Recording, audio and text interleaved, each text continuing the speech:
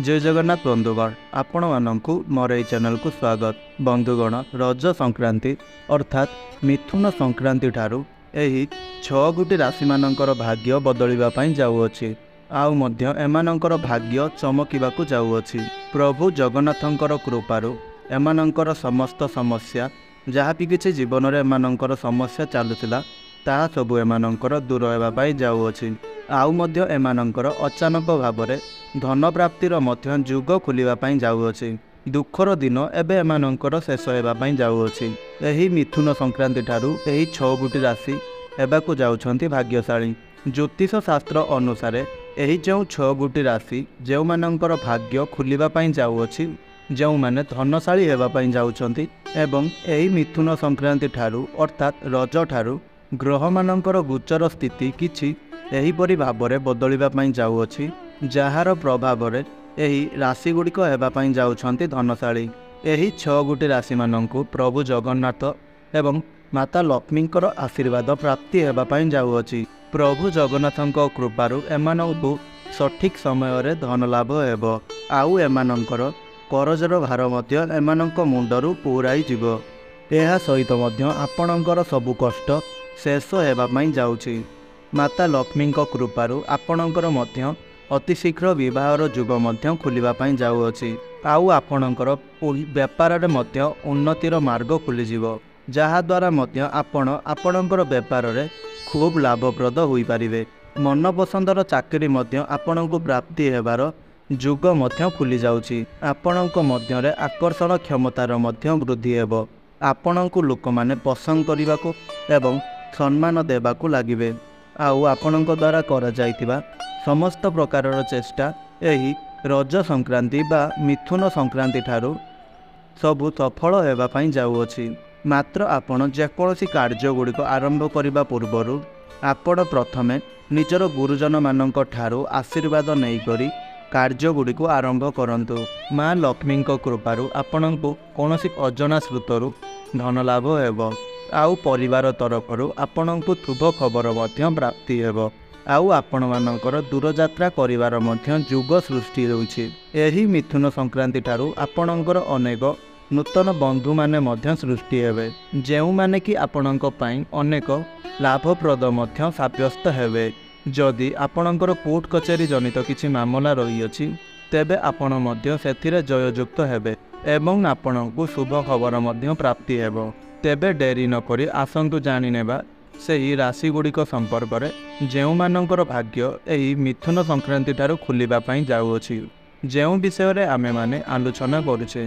तेबे बंधुगण ता पूर्व आपण माने एही भिडियोटी को गोटे लाइक निश्चय करनियंतु एवं तले आसुतबा कमेंट बॉक्स रे जय माता लक्ष्मी जय जगन्नाथ निश्चय लिखंतु। आउ एही भली प्रतिदिन वीडियो देखिबा पई हमर एही चैनल सहित आपण माने जोड़ी हुई रुहंतु। तेबे बंधुगण प्रथम भाग्यशाली राशिटी हेउछि वृष राशि। एही रजपर्वर समय वृष राशिर व्यक्तिविशेष मानक पई बहुत शुभप्रद हेबापाई जाउछि। एही मासरे आपण किछि भल खबर शुणिबाकू पाई पारंती एवं एही रजपर्वर समय आपणक पई बहुत अनुकूल रही अछि। विशेषकर व्यवसायी मानक पई एही रजपर्वर समय अत्यंत अनुकूल हेबो। भविष्य में आपण कौन प्रकार एक बड़ इन्वेस्टमेंट करी से इन्वेस्टमेंट रु आपण अधिक लाभ पाइपर। आपणकर चाप एवं मानसिक समस्या कमिबाकू लागिबो एवं आपण निज मध्य सकारात्मकतार अनुभव करिपारिबे।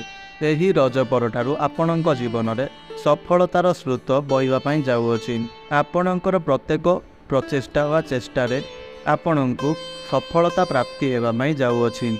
आपणकर गृह को सुख समृद्धि एवं धनर आगमन हेब। एही रज ठारू आपणक जीवन में एक नूतन परिवर्तन हेब। जदि आपण बेरोजगार अछंती तेबे रोजगार कौन प्रकार एक बाट खुलीजिवो। जदि आपण चाकरी खोजुछंती तेबे चाकरी मध्य प्राप्त हेबार संभावना बनुअछि। नूतन कार्य आसुथुबा समस्त बाधा विघ्नर नाश हेबाकू जाउअछि। सामाजिक कार्यकलाप आपणको सफलता प्राप्त हेब। आउ आपणकर जीवनर प्रत्येक असुविधा दूर होइजिवो। आपणक द्वारा जदि काहाकु किछि धन दिया जाइछि जहाँकि आपणको फेरस्त मिल पारु नथिला ସେହି ଧନ ମଧ୍ୟ ଆପଣଙ୍କୁ ଫେରସ୍ତ ମିଳିଯିବ। ଏବେ ଦ୍ୱିତୀୟ ଭାଗ୍ୟଶାଳୀ ରାଶି ହେଉଛି ବିଛା ରାଶି। ବିଛା ରାଶିର ବ୍ୟକ୍ତିବିଶେଷମାନଙ୍କର ବୈବାହିକ ଜୀବନ ବହୁତ ସୁମଧୁର ହେବା ପାଇଁ ଯାଉଅଛି। ଯଦି ବୈବାହିକ ଜୀବନରେ ଆପଣମାନଙ୍କର କିଛି ସମସ୍ୟା ସବୁ ରହିଥିଲା ଆଉ ଆପଣଙ୍କ ମଧ୍ୟରେ କିଛି ମନମାଳିନ୍ୟ ରହିଥିଲା, ତେବେ ଆପଣଙ୍କର ସେହି ସବୁରେ ସମାଧାନ ହୋଇଯିବ। ଜୀବନରେ ଆସୁଥିବା ସମସ୍ତ ପ୍ରକାରର ସମସ୍ୟାର ସମାଧାନ ହେବ। ଆହୁରି ମଧ୍ୟ ଯେଉଁମାନେ ଅବିବାହିତ ଅଛନ୍ତି ସେମାନଙ୍କୁ ଖୁବ୍ ଶୀଘ୍ର ନିଜର ଜୀବନସାଥୀ ମିଳିଯିବ, ଅର୍ଥାତ୍ ଆପଣଙ୍କର ବିବାହର ଯୁଗ ଖୋଲିବାକୁ ଯାଉଅଛି। କ୍ୟାରିୟରରେ ନୂତନ ଉଚ୍ଚତା ଆପଣ ହାସଲ କରିପାରନ୍ତି। ଏକ ନୂତନ ଚାକିରି ଖୋଜୁଥିବା ଲୋକମାନେ ମଧ୍ୟ ଏହି ରଜ ପରଠାରୁ ନିଜ ମନପସନ୍ଦର ଚାକିରି ପାଇପାରିବେ ଏବଂ ଲାଭର ନୂତନ ଉତ୍ସ ମଧ୍ୟ ସୃଷ୍ଟି ହେବ। ଆପଣଙ୍କର ଆର୍ଥିକ ସ୍ଥିତିରେ ଅନେକ ଉନ୍ନତି ହାସଲ ହେବ। ଆଗାମୀ ସମୟ ଆପଣଙ୍କର ଅନେକ ସୁଖମୟ ହେବା ପାଇଁ ଯାଉଅଛି। ବେପାର ବାଣିଜ୍ୟରେ ଧନଲାଭ ହେବାର ଅନେକ ସମ୍ଭାବନା ବନୁଅଛି। ଏହି ସମୟରେ ଆପଣଙ୍କର ଯାତ୍ରା ଲାଭପ୍ରଦ ସିଦ୍ଧ ହେବ।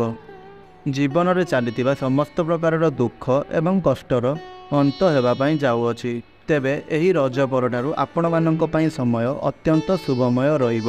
ତୃତୀୟ ରାଶିଟି ହେଉଅଛି ଧନୁରାଶି। ଏହି ରଜ ପରଠାରୁ ଧନୁରାଶିର ବ୍ୟକ୍ତିବିଶେଷମାନଙ୍କ ପାଇଁ ସକାରାତ୍ମକତାରେ ଜୀବନ ପରିପୂର୍ଣ୍ଣ ରହିବ। ଆପଣ ନିଜର ବନ୍ଧୁମାନଙ୍କ ଠାରୁ ସମ୍ପୂର୍ଣ୍ଣ ରୂପରେ ସମର୍ଥନ ପାଇବେ। ଚାକିରିରେ ଆପଣଙ୍କର କାର୍ଯ୍ୟ ପ୍ରଶଂସିତ ହେବ, କାରଣ ଆପଣମାନଙ୍କର ନାମ ମଧ୍ୟ ପଦୋନ୍ନତି ତାଲିକାରେ ଦେଖାଦେବ। ବ୍ୟବସାୟୀମାନେ କୌଣସି ଏକ ବଡ଼ ଲକ୍ଷ୍ୟ ପ୍ରାପ୍ତ କରିପାରନ୍ତି, ଯାହା ଆପଣମାନଙ୍କୁ ଏକ ବଡ଼ ଲାଭ ପ୍ରାପ୍ତି ହେବ ବା ପ୍ରଦାନ କରାଇବ। ଆପଣଙ୍କର ପାରିବାରିକ ସମ୍ପର୍କ ମଜବୁତ ହେବ ଏବଂ ଆପଣ କାମରେ ପିତାମାତାଙ୍କ ଠାରୁ ମଧ୍ୟ ସମର୍ଥନ ପାଇବେ। ଚତୁର୍ଥ ଭାଗ୍ୟଶାଳୀ ରାଶିଟି ହେଉଛି କୁମ୍ଭ ରାଶି। ଜୁନ୍ ମାସଟି କୁମ୍ଭ ରାଶିର ବ୍ୟକ୍ତିବିଶେଷମାନଙ୍କ ପାଇଁ ସକାରାତ୍ମକତାରେ ପରିପୂର୍ଣ୍ଣ ରହିବ।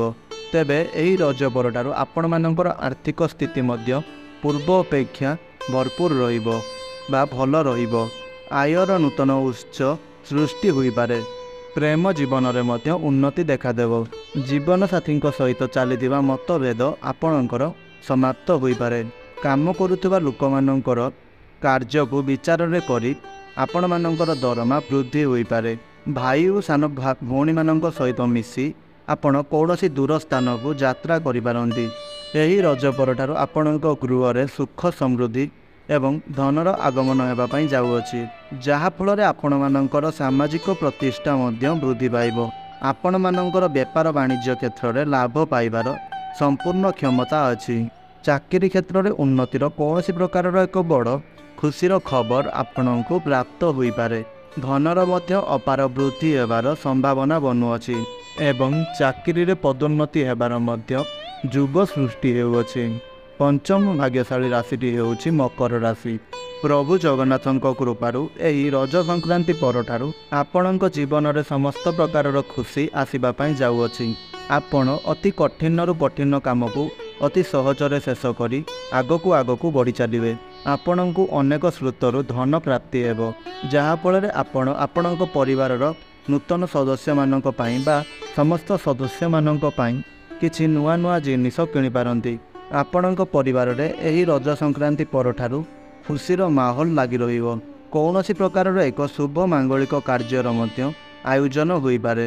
ଆଗାମୀ ସମୟ ଆପଣମାନଙ୍କ ପାଇଁ ଅତ୍ୟଧିକ ଶୁଭମୟ ହେବା ପାଇଁ ଯାଉଅଛି। ମାତା ଲକ୍ଷ୍ମୀଙ୍କର ନାମ ନେଇ ଆପଣ ଆରମ୍ଭ କରିଥିବା ଆପଣଙ୍କର ସମସ୍ତ କାର୍ଯ୍ୟରେ ନିଶ୍ଚିତ ଭାବରେ ଆପଣଙ୍କୁ ସଫଳତା ପ୍ରାପ୍ତ ହେବ। ଏବେ ବନ୍ଧୁଗଣ, ଆସନ୍ତୁ ଜାଣିବା ଷଷ୍ଠ ରାଶିଟି ହେଉଛି ମୀନ ରାଶି। ଏହି ରଜ ସଂକ୍ରାନ୍ତି ପରର ସମୟ ଆପଣଙ୍କ ପାଇଁ ଆଶ୍ଚର୍ଯ୍ୟଜନକ ଲାଭ ଆଣିଦେବାକୁ ଯାଉଅଛି। ଭାଗ୍ୟ ଆପଣଙ୍କର କର୍ମ ସହିତ ରହିବ। ବିଚାରାଧୀନ କାର୍ଯ୍ୟରେ ଆପଣ ସଫଳତା ପାଇବେ।